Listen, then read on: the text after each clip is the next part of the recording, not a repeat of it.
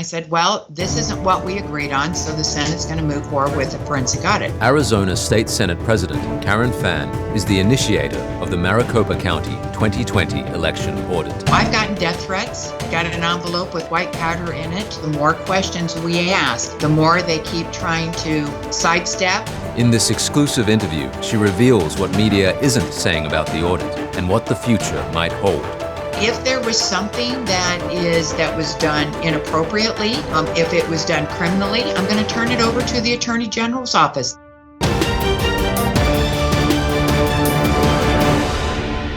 Senator Karen Fann, welcome to The Wide Angle. Thank you. Thanks for having me. Senator, you've been at the forefront of this audit effort, so it's a great pleasure to have you on to get your direct perspective on where things are at and what you see happening down the track. Regarding the ongoing tensions between yourselves in the Senate and the Maricopa Board of Supervisors, you've recently tweeted, "Build the case, set the trap, and boom, the Maricopa lies will come back to haunt them." Can you give us your explanation of what you meant by this? Yes, it's been an ongoing battle since we first started this, and unfortunately, instead of them working with us, they have done everything in their power to try and stop this audit, or I'll use the word sabotage in some case. But it's interesting over the months that this has transpired how the stories have changed as to what they will do, what they won't do, promises made, promises not kept. And as all of this drags on, there is just more and more contradiction that is coming out of this from them. And so that's what the comment meant, is we're just trying to do an audit. An audit is what it is. The numbers will come out. And whatever they are, then that's what they're going to be. When you say promises made, promises not kept, what's the most compelling example of this, would you say?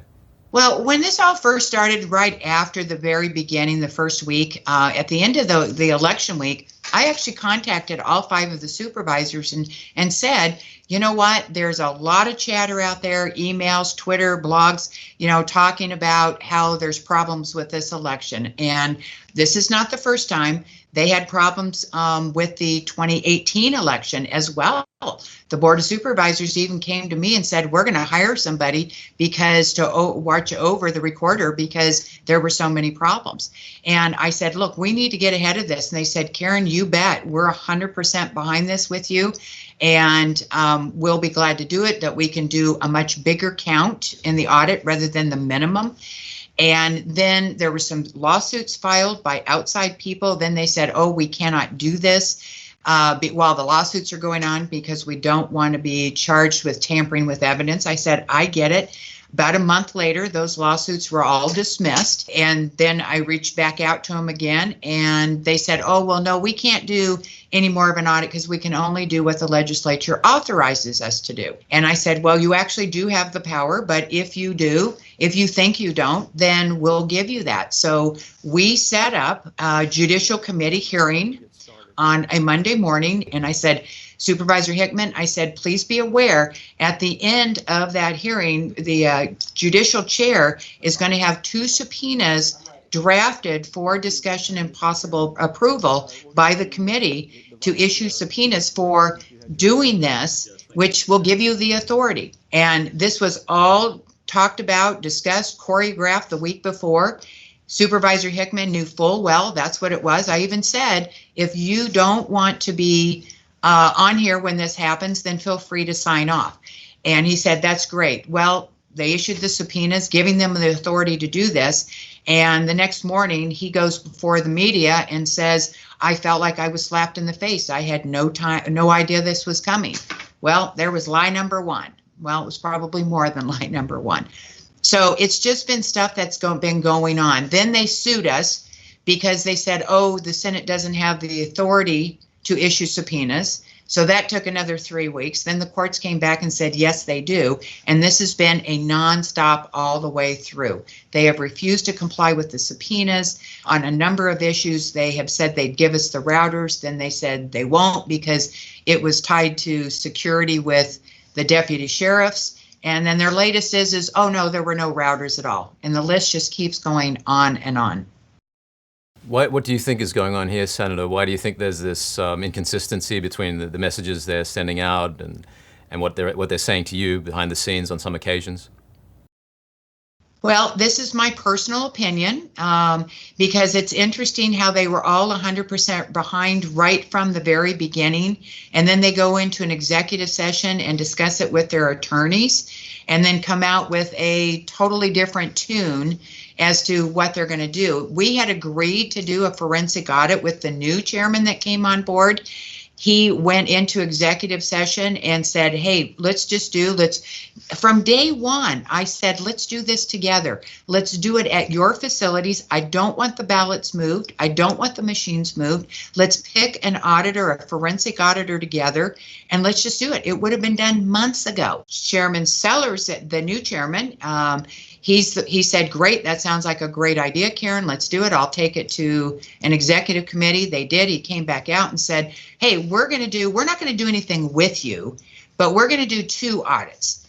And we're going to do SLI and Pro V&V. And I said, but Jack, those aren't forensic audits. Those are the companies that are authorized to certify the machines. They do not do audits. They do not do forensic audits. And he goes, well, too bad. That's what we're doing. We're not doing anything else. And I said, but even one of them is the company that certified the machines to begin with. So they're certifying their own work. Again, they said, too bad. And I said, well, this isn't what we agreed on. So the Senate's going to move forward with a forensic audit. So you asked me the question about what's going on. I think they went into an executive session. I think that their attorney said, we don't know what we might find in a forensic audit. And this could be opening up a lot of questions that you may not want people asking. Just my own personal opinion here. And it just seems to be following true, because the more questions we ask, the more they keep trying to sidestep, not answer. They have set up their own Twitter page and website, and they are literally spoon feeding what they want people to know. Who does that? You're a municipality, you're elected officials. Why aren't they sitting down at the table with us and saying, let's walk through this? We had a hearing on July 15th again, where we said, look, here's what we're finding so far. 2 and 2 is not adding up to 4. Could you please help us? Give us an explanation. Give us the things that you are missing that you did not give us from the subpoena. That will answer it. And they have just flat out said, no, we're not even talking to you. It kind of seems like there was the potential for a congenial cooperative arrangement. You've mentioned that their attorneys, you suspect maybe their attorneys have guided them in a different direction. Do you think there's another external influence that's dissuaded them from cooperating as they might have before? I think that's the primary reason. But yeah, of course, the liberal media from day one, before we even selected an auditor, they have been really down on this. The Democrats are 100% against this. They do not want this audit going on. My problem is, or my frustrations is that this has always been about election integrity. Nothing else, absolutely nothing else. This is about making sure that our votes are counted, they're counting properly, that the Maricopa County recorder or any recorder election official is following the rules, that they are doing what they said they were supposed to do when they took that oath. We know that there's been problems. We know that over the past decade or so, that line has been moved and moved and moved, that we're not following the rules anymore. And every time we try and bring it up, or we try and do some election integrity laws or bills to try and, close up some loopholes that might be there, the Democrats come back and say, you have no proof. Well, here we are trying to show you the proof, but they don't want us to find the proof. This seems like quite compelling evidence that something went awry in the election process. So, for example, we have 74,243 mail-in ballots where there is no clear record of them being sent. And just to be clear, here in the state of Arizona, there's EV32s and EV33s. EV32s is supposed to give a record of when a mail-in ballot is sent, and an EV33 is supposed to give a record of when the mail-in ballot is received. And so there should be an equal, there should be more EV32s, more sent out than there are that are received. Specifically with these, we can tie them to a specific individual that was mailed to. And so we have 74,000 where we have them came back from individuals where we don't have a clear indication that they were ever sent out to them. We have 11,326 people that did not show up on a November 7th version of the voter rolls that should have been after votes were cast, but then appeared on the December 4th voter rolls. And just to be clear, they show as voted in this past election, but they were not in November 7th version of the file, and they did show up on the December 4th version. That they are to record an identical serial number on both the original and duplicate ballot, including spoiled duplicates. This ties the ballots together and creates a paper trail as required by the statute ARS 16-621A. We found, I would have to say, thousands of duplicate ballots where those serial numbers are not on them. So how do you understand the kind of opposition from the media, from certain politicians that you're getting to this? Thank you, Brendon. So let's talk about the 74,000. So that is a question that the auditors asked on the 15th. We believe that there might be a very logical explanation for that, but it was not apparent, or it didn't tie in with what we were able to tie it in with. We believe that there is a good possibility that those 74,000 can be accounted for, but because they won't even answer our questions, we are still trying to dig that answer out. However, what happens is that they immediately turn that around and said, oh, you accused us of 74,000 ballots missing or not accounted for. What we said is it's not adding up. Could you please, you're not giving us everything we need to tie these knots together. So that is, we don't know for a fact whether there's 74. What we do know is that we need additional information to tie that up. Let's talk about the duplicate ballots. That we do know. We do know that there are boxes that were marked that they were duplicate ballots. Now, in Arizona and every other state, if you have a spoiled ballot, somebody that spoiled their ballot, then we make a duplicate ballot and you run the duplicate on through because the spoiled ballot won't go through. Every ballot has a number, 1, 2, 3, 4, 5, hypothetically, and when you make a duplicate ballot, you're supposed to mark that one 1, 2, 3, 4, 5. So you know that there's only one duplicate ballot that is replacing one original spoiled ballot. We have boxes of ballots that are marked duplicate and none of them have corresponding numbers on them. This is what our auditor is telling us right now. This is what Mr. Bennett is telling me, who is a past Secretary of State that viewed this personally. Now, if that is the case, they broke the rules, they broke the laws, whoever was in charge. Number two, how do we know that those really are duplicate ballots then? If they were not numbered, how do we know that they actually match up with spoiled ballots? So there is a serious problem there. Well, it certainly sounds like there's enough there to justify suspicion and to justify investigation. So how do you understand the way the corporate media is treating this and the way certain politicians are responding to this? Well, I've even asked some of the, I've asked a lot of people and I've asked the media. I said, you know, you guys were down on this from day one, even before we selected the auditor, even before we did anything. It has been a total negative the whole time. So we have had to battle. And I keep saying, you guys, it's an audit. When it's done, they'll give us our numbers and you can poke holes in it all you want because you know it's going to go to court. If they find anything different than what Maricopa County says, we know it's going to go to court. It's probably going to be tied up in court for a long time. So why don't you just wait to see what the results are? But no, they have attacked it from day one. When we brought this stuff out on the 15th, I was just talking to a reporter yesterday and I said, you know, why is it you guys aren't asking Maricopa the questions about these duplicate ballots? Why aren't you asking them questions about, you know, why aren't they giving us the Splunk lives? If they have nothing to hide, why are they purposely not sitting down and talking with us? Why are they withholding information? But they don't want to ask them those questions. So it's difficult. It's really difficult when we can't even get unbiased media reporting both sides of the issue here. Senator, I'd like to get your idea of where you see things heading from this point. Basically, as I understand it, the Board of Supervisors have signaled they're not going to cooperate, they're not going to respond to this new subpoena requests. So what do you see happening from here? What are the possible avenues forward? Thank you. What I will tell you, first of all, and from a personal level, my heart is broken. These people have been friends of mine. The supervisors have been friends of mine for, in some cases, decades. So it breaks my heart that they have taken the stance, because it never should have gotten to this. As I said, we should have been doing this together from the get-go. This is about election integrity, so I don't want it to get any uglier. I don't want this drag on. I want information. I want results. I want proof, and put it out there. And if there was something that was done inappropriately, if it was done criminally, I'm going to turn it over to the Attorney General's office. We have a department there, a division that deals with election integrity. I'd like to turn it over to them and let them get to the bottom of whatever we find. So we will turn a lot of that over. If we find that some of our procedures just aren't working very well, then as a Senate body, that's our job, is to tweak those laws to make sure things aren't falling between the cracks, that we're doing this right.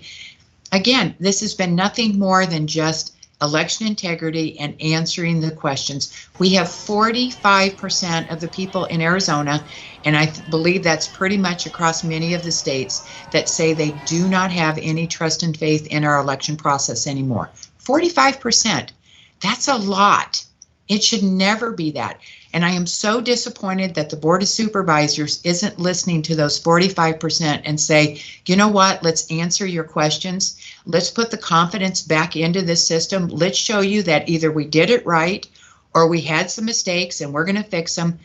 But to just ignore the public and tell them that their voices don't count anymore, that's the real crime here.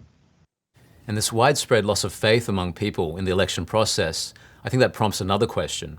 Where do you see this audit fitting into the overall mission of preserving America's Constitution? I think it's number one, and it's tantamount to preserving that. You know, we say we have we believe in so many of our constitutional rights, but I will tell you election integrity is number one. And why do I say that? Is because whoever is holding office usually dictates about how our society goes. So when we talk about our freedom of speech, which is being silenced right now by the liberal media, we're literally being bullied into silence, whether it's through Twitter or Facebook or many of the other social media outlets. If they don't like what you're saying, or they believe that you're not saying the right thing, they're shutting your accounts down. And that's coming from the federal government. I've got the Department of Justice here that is now threatening, if we actually do a canvassing to verify for some of the affidavits, they're trying to say that is voter intimidation. But it's not intimidation, or it's not a violation of rights if they knock on somebody's doors to see whether they've been vaccinated or not, or they knock on somebody's doors for when we're doing a census. I don't understand why it is we can't verify that 25 ballots were sent to one house when only 2 people live there, or why there was over 75 ballots sent to a vacant lot in Tucson. We're supposedly not allowed to check that out. So it's extremely frustrating that we are being stopped. Let's talk about our rights to defend ourselves.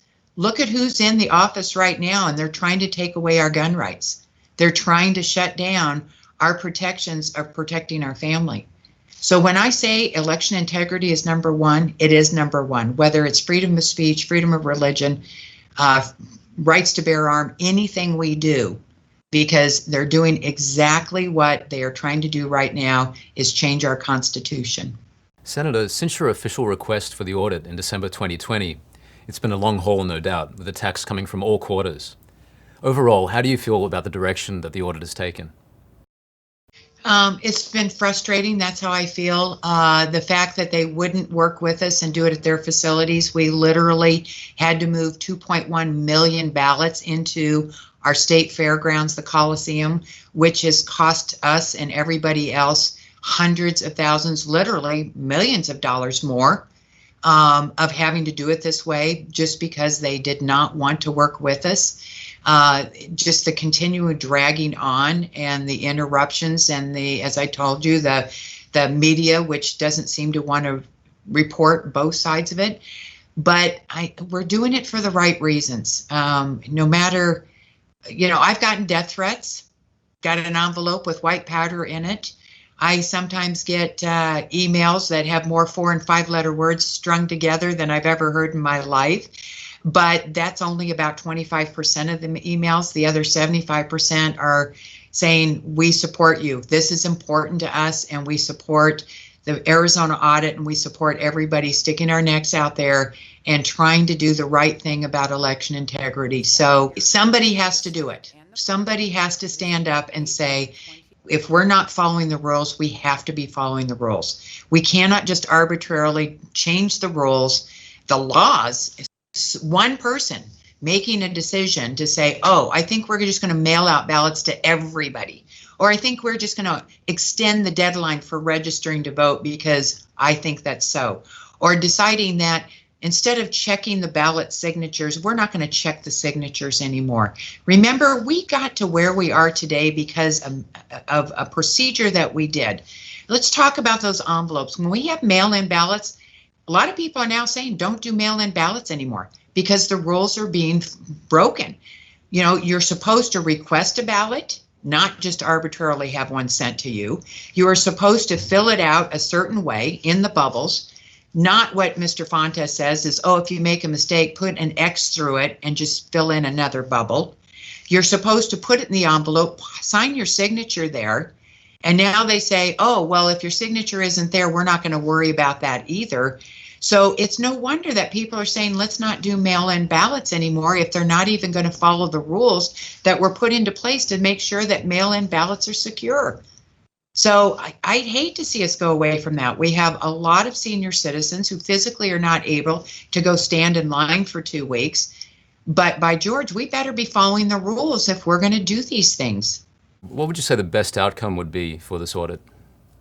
Well, the very best outcome is that the supervisors would say, let's call a truce here. Let's sit down. Let's see what you've got and let's walk through it. Let's see if we can come up with explanations of why 2 and 2 isn't adding up. And the things that we do have proof of, I would like them to say, you know what? The recorder didn't do their job very well. And so that person needs to be held accountable. We need to make sure that our election laws are done better. You know, if you run out of ballot paper at a polling place, you don't send somebody to the nearest Staples to buy a ream of paper, which is, I have an affidavit stating that that's what they did. So those are the things we should be working together on, saying, no, that's not acceptable. Let's have our rules. Let's make sure our rules are very concise and very clear, and let's follow them. That's all I'm asking for. We know that Arizona has been at the forefront of this challenge to the 2020 election. What's your take on what's happening in other states? We know that other states already have their own audit processes underway. What's your opinion on that? Well, I just came back from a conference last week where there was 1,500 people there, many that were legislators from all over the states, and this audit was one of the #1 conversations. And they were all so supportive of it. And interesting, they asked me that same question. And I said, you know, one thing that I learned from this that I will be shouting from the rooftops when it's all over with, every single state has to have a better auditing process, automatic system set up. Because the reality is if you're not watching over somebody's shoulder, that making sure that they're doing it right, chances are people are getting lackadaisical or they're doing things not right for whatever reason. So I believe every single state here needs to set up, implement auditing procedures, secure ones, not we're going to do 2,500 ballots out of 2 million. This has to be something more extensive. It has to be a check and balance system to make sure that people cannot make mistakes or people cannot intentionally do anything with our ballots or just plain get lazy. I think that's at least one of the positive outcomes that will come out of this process, Senator. Is there anything else you'd like to add? Yes, just one more thing. When we talk about what's going on the federal level and the heat that's coming down, please, everybody note that H.R. 1 that is being discussed right now, one of the biggest things in there is they want the federal government to take over elections, which is contrary to what our Constitution says. The Constitution gives our states the sole rights of making sure that we have fair and honest elections. So I often wonder if some of the pushback or some of the stuff that's going on right now Is this tying in with that whole agenda on the Democratic federal level of trying to get H.R. 1 so the federal government can take over all of the elections across the nation? Senator Fann, it's been our great pleasure to have you on The Wide Angle. I wish you all the best. Great. Thanks, sir.